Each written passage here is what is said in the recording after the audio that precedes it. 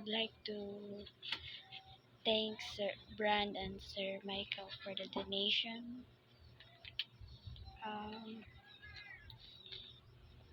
Here is the milk.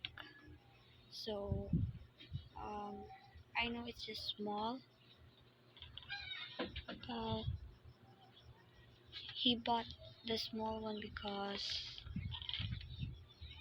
he went to the thrift store and it says there's no available big box of milk, so he just bought the small one. But he didn't just bought the milk, he also bought the wipes, the alcohol, the cotton buds, diaper, and also my napkin.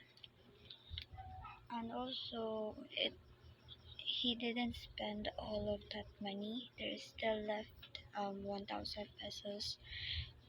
So he will just going to buy the big one if he had a time to go back to the city.